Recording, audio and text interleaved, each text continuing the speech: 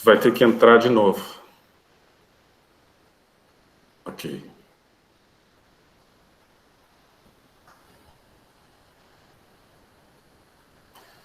Então vamos lá. Está gravando de novo.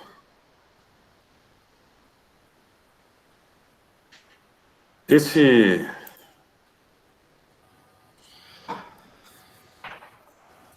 arquivo que vocês devem ter visto lá, Teorias da Liderança,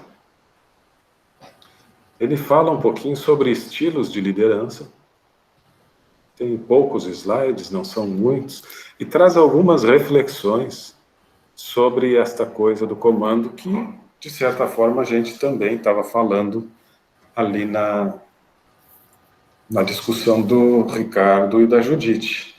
São estilos diferentes, muito diferentes, mas que funcionam. Então, o estudo sobre as teorias que foram sendo construídas ao longo do tempo sobre liderança, eles tratam exatamente destas diferentes formas de atuar na relação com um conjunto de pessoas, com um grupo de pessoas, com uma equipe, e fazer com que essas pessoas assumam um comportamento, uma atuação de elevado grau de envolvimento, uma atuação que se preocupa com o melhor possível para a organização, uma atuação que coloque os interesses da organização acima dos interesses pessoais. E isso é muito difícil, porque sempre se tem um conflito de interesses. Todos nós temos os nossos interesses pessoais. E o líder ideal é aquele que vai conseguir fazer com que, no momento que estamos dedicados à tarefa organizacional, dedicados à empresa, nós vamos colocar os interesses organizacionais acima dos interesses pessoais. Isso se chama engajamento, isso se chama envolvimento. Bom, e esse arquivo, então, que vocês estão vendo aí na tela, e como eu também estou com ele aberto na tela, eu pediria que, se vocês tiverem alguma coisa a comentar, bom, quando vocês fizerem quando escreverem alguma coisa no chat, também dá um sinal aqui, não tem problema. Qualquer questão que vocês queiram levantar, qualquer dificuldade que tenham, por favor, falem, se manifestem, que eu paro, né, e a gente discute.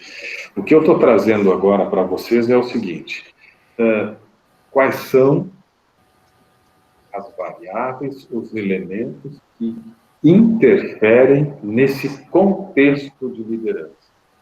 Esse arquivo, que está lá à disposição de todos vocês, ele trata disso. Essa coisa de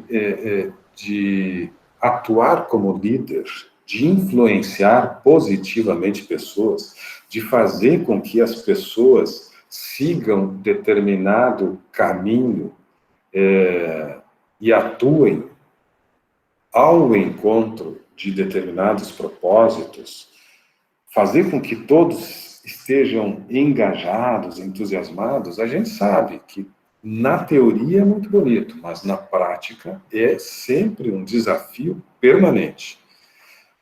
Tu liderar pessoas, tu trabalhar com pessoas é um desafio constante e cotidiano. Porque nós, exatamente pela nossa condição humana, não damos as mesmas respostas sempre. Concordo? Hoje, eu dou uma resposta a determinada circunstância. Talvez daqui a uma semana a minha resposta seja outra. Nós nos transformamos a todo momento. A nossa condição humana, ela é de uma variabilidade enorme. E isto se constitui no primeiro grande desafio da liderança. Como liderar pessoas que não se repetem? Como fazer com que pessoas se mantenham entusiasmadas e motivadas a partir de diferentes motivos ou estímulos. Um dia, o estímulo que motiva a pessoa é A. No outro dia, aquilo não motiva ele. E ele já espera outra coisa. Porque nós mudamos, nós nos transformamos. Então, o contexto da liderança é um contexto complexo, um contexto difícil. E a gente precisa ter capacidade de se ajustar, de se adaptar a diferentes contextos, porque os contextos vão ter uma variabilidade muito grande. Concordam? Olha só, características pessoais dos liderados e características pessoais dos liderados da equipe diz respeito às suas motivações, às suas necessidades, às suas competências.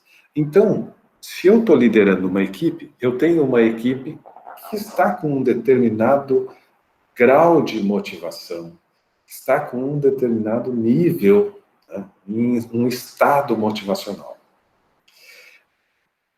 Eu estou liderando uma equipe que tem um conjunto de necessidades e estou liderando uma equipe que tem um conjunto de competências. Muito bem. Amanhã, esta mesma equipe talvez não tenha não esteja no mesmo estado motivacional que está hoje.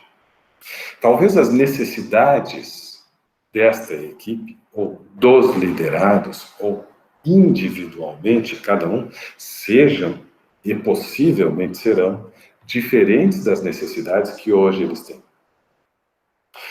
E as próprias competências, talvez amanhã, já não sejam mais suficientes para aquilo que se pretende na empresa, confrontando com as competências que eles têm hoje. Porque amanhã nós vamos precisar ter novas competências. E as necessidades e motivações deles serão diferentes. Olha a variabilidade do contexto de liderança. A tarefa, a missão, aquilo que nós devemos fazer, aquilo que o líder deve conseguir inspirar na sua equipe em termos de execução. A tarefa, a missão, também influencia nesse contexto de liderança. Quais são as características do trabalho? É um trabalho que exige um esforço intelectual muito grande, é um trabalho que exige uma cooperação muito grande, é um trabalho que exige a participação da equipe como um todo, é um trabalho que explora mais a individualidade da pessoa, é um trabalho de uma complexidade, é um trabalho mais operacional, é um trabalho... Quais são as características do trabalho? Isto vai interferir igualmente no processo de liderança, no contexto de liderança. Ainda, qual é a cultura? Isso que nós falamos da Judite e do Ricardo. Qual é a cultura organizacional? Qual é a cultura da empresa? Qual é a história da empresa? Lembram que a gente falou sobre como se constitui uma cultura organizacional? A cultura da empresa, ela nasce lá na sua fundação. Então, se a empresa tem um regime mais de controle, mais autoritário, mais isso, né? Todos esses traços culturais de como as coisas acontecem na empresa, eles derivam ou são decorrentes, nascem lá na fundação. Quem era o fundador? Quem fundou a empresa? Então, essas características que a gente descreveu da empresa da Judith Mer, é, obviamente, algo que tem uma relação absolutamente direta com a fundadora, Judith. Esse é o perfil dela. Ela atua assim. E a cultura organizacional tem essa relação íntima com os seus condutores, fundadores, líderes. Então, a cultura organizacional. E, por fim, quais são as características do próprio líder? Quais são os elementos que motivam e estão a motivar o líder? Quais são as competências técnicas e humanas do líder? Qual é o estilo dominante desse líder? Será que esse líder tem... Vocês acham que é fácil delegar? O que é delegar? Delegar é uma tarefa, uma característica, uma habilidade do líder. Tem líderes que têm uma facilidade maior para delegar. Tem líderes que têm uma dificuldade maior. Pergunto, é fácil? É fácil delegar? Me falem um pouco sobre o ponto de vista de vocês com relação a como vocês veem. Abram o microfone sempre que forem falar, ou digitem no chat, como vocês veem o desafio de delegar, transferir a autoridade. Então, se tu é líder, tu tem uma equipe, e aí tu chega para essa equipe e diz, fulano, a partir de amanhã, tu é responsável por estas questões todas aqui. Tu responde, tu toma a decisão, tu faz como tu achar melhor. Beltrano, eu tenho que me envolver com outras questões, então essas coisas aqui que normalmente tu me trazia, eu decidia, te dizia, te encaminhava, te dava as soluções, a partir de amanhã tu vai cuidar disso e a responsabilidade pelas decisões é toda tua, tu que decide. Se tu decidir, está decidido. Vocês acham que é fácil delegar? Como é que vocês enxergam o processo de delegação? Quem está falando? Matheus. Fala, Matheus. No meu serviço, eu trabalho com 2 auxiliares junto comigo. E eu tenho que delegar funções para eles. E eu estou nessa função de delegando funções para eles há 1 mês. E como antes eu era auxiliar e eu era delegado, me mandavam fazer as coisas antes, eu tenho muita dificuldade de delegar a função para eles, porque eu prefiro fazer do que mandar eles fazer. Eu estou sendo cobrado pelo meu gerente. Eu sou igual assim. Eu não consigo, é difícil delegar, né? É difícil delegar. Não consigo. E aí eu sou cobrado pelo meu chefe, que está trabalhando demais. A dificuldade de auxiliares, entendeu? Rafaela foi. É verdade, eu muitas das vezes também prefiro fazer eu mesma do que pedir, parece, né? Eu não consigo lidar com isso. Exatamente. Sim. Quem mais aqui? Tem gente que se manifestou aqui.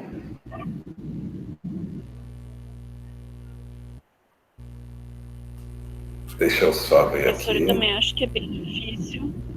Não é fácil, é bem difícil, ao meu ver, é difícil.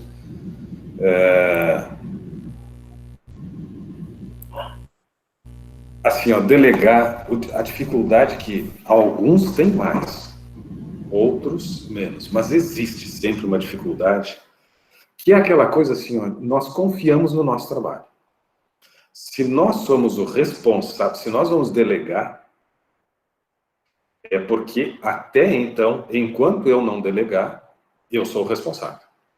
E para delegar, eu tenho que ter um nível de confiança bastante elevado, porque se ele errar, eu vou cobrar dele.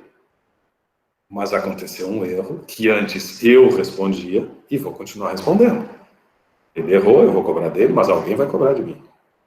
Então, esta coisa, se eu sou um líder intermediário, eu tenho que responder para um superior e, na medida que eu delegar, eu estou transferindo algo que é minha responsabilidade, que eu vou ter que responder para um terceiro. E se esse terceiro falha?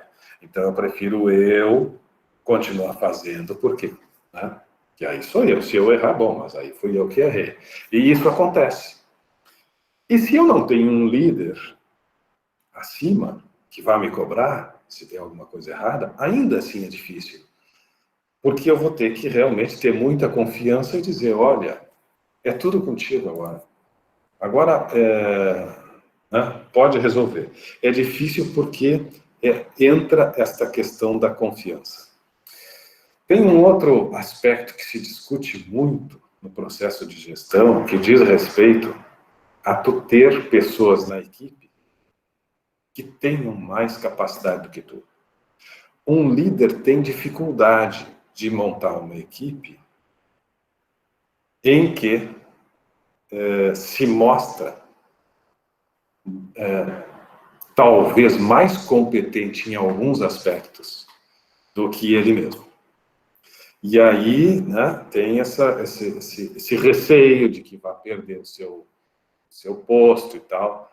Então, acaba não dando muito espaço para essas pessoas, ou contratando pessoas sempre que tem uma competência inferior, porque aí ele garante o status quo, ele garante o estado das coisas, ele se garante, se fortalece, porque ele tem pessoas que não têm a mesma capacidade que ele tem. Ele se garante, mas em compensação ele vai ter que continuar centralizando, porque se ele contrata pessoas que não têm tanta capacidade quanto ele, por medo de perder o espaço, ele não pode delegar, porque as pessoas são mais incompetentes. Então é preferível tu ter uma equipe de competentes. Mas se tu tiver uma equipe de pessoas altamente competentes, a possibilidade de algum começar a aparecer mais existe. Os dilemas na gestão, os dilemas da liderança. Mas existem autores contemporâneos que batem com muita firmeza em cima desse tema e dizem o seguinte: constitua a melhor equipe possível. Tenha os melhores. Tenha os melhores. E tenha um contrato de confiança com os melhores. Tu não vai conseguir ser melhor do que todo mundo. Agora, uma equipe com os melhores vai ser uma equipe que vai crescer muito. E se essa equipe crescer muito em termos de resultado, tu cresce, porque tu montou essa equipe. Então não tenha medo. Ao contrário, tenha os melhores. Não tenha medo. É um ponto de vista que eu tenho alinhamento de pensamento, e penso que nós precisamos realmente ter os melhores. Mas existe uma dificuldade, sim, com relação à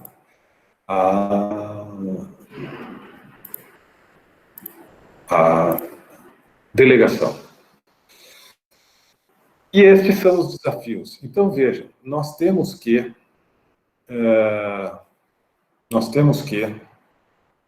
exercer a liderança. Nós, como futuros gestores, administradores, alguns, como aqui estão trazendo depoimento já com esse desafio, é realmente um grande desafio, e a gente precisa, então, avançar, né, no sentido de nos qualificarmos como líderes. Né? Mais do que termos uma autoridade formal constituída pelo cargo, nós ocupamos determinado cargo que nos dá uma autoridade, que nos dá um poder, mas muito mais do que o poder ou a autoridade que a lei e o cargo nos dão, nós precisamos adquirir uma condição de liderança.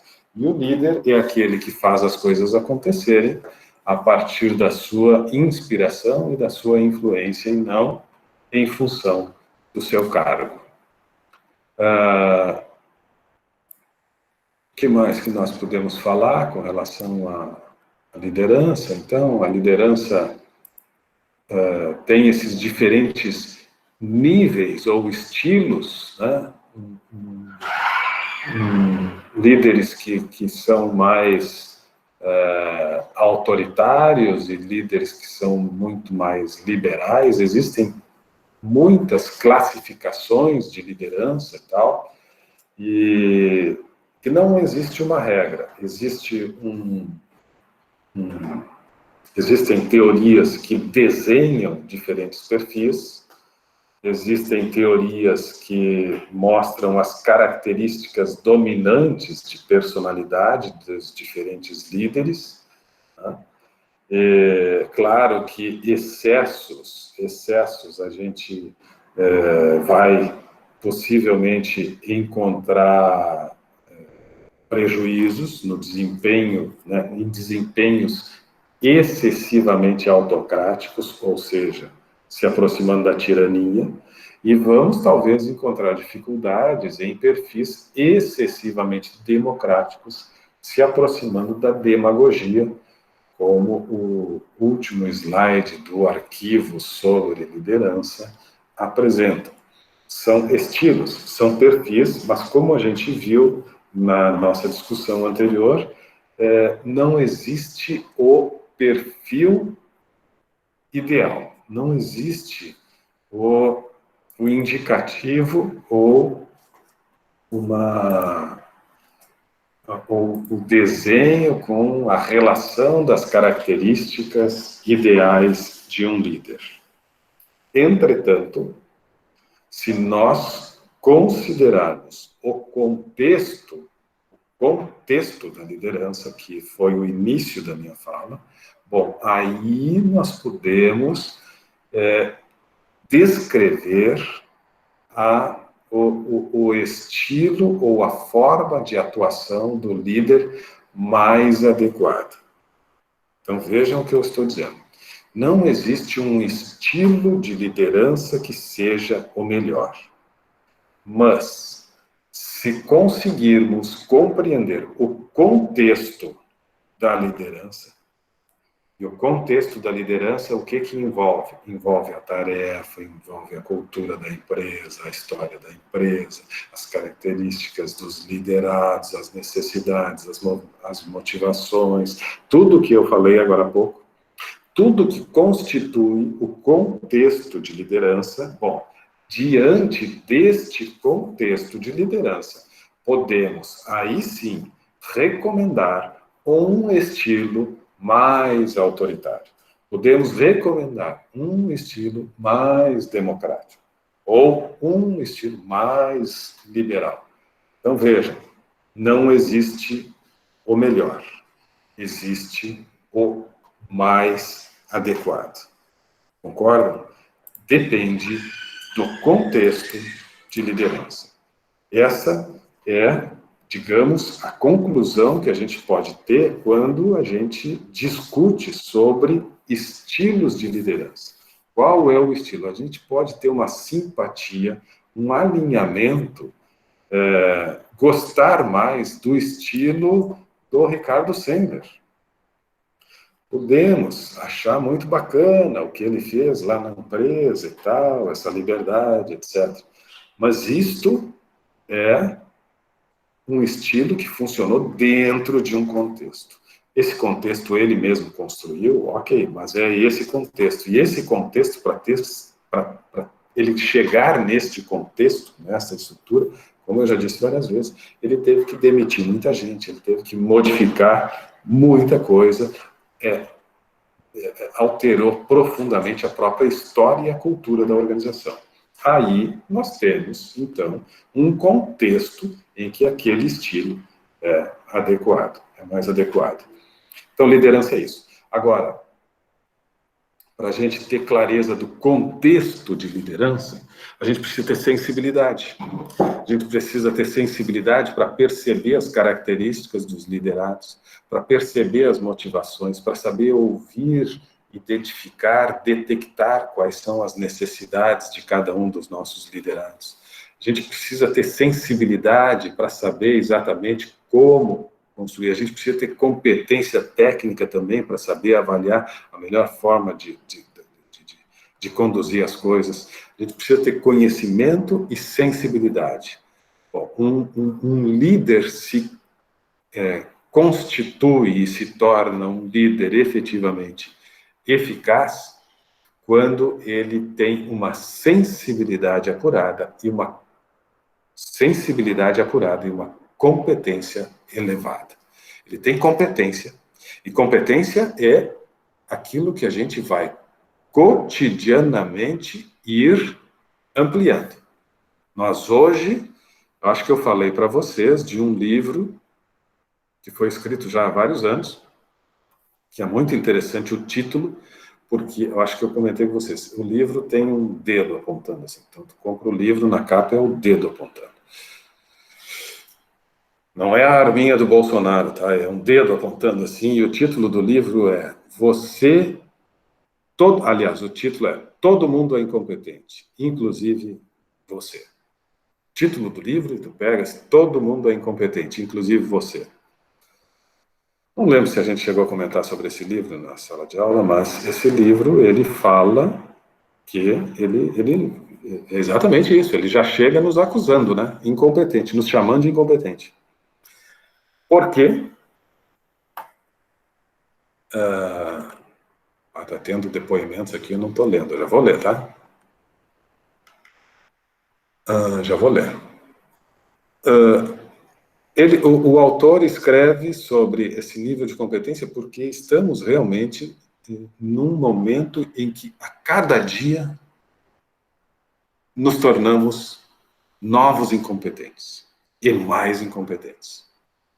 Aí eu vou buscar me qualificar, vou buscar me capacitar, vou descobrir essas novas ferramentas, vou adquirir os novos conhecimentos e tal, ok, estou me capacitando, me tornando menos incompetente. O que acontece no dia seguinte? Acordo mais incompetente. Porque o mundo está muito dinâmico. A gente precisa se apropriar de conhecimento a todo momento.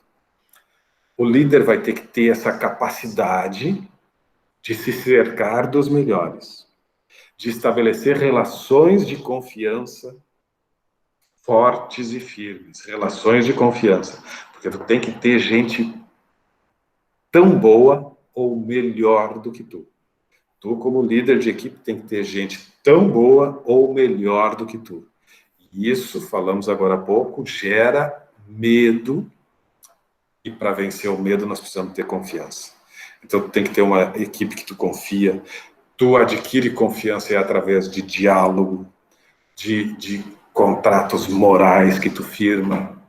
E a partir disso, quando tu tem uma equipe altamente competente,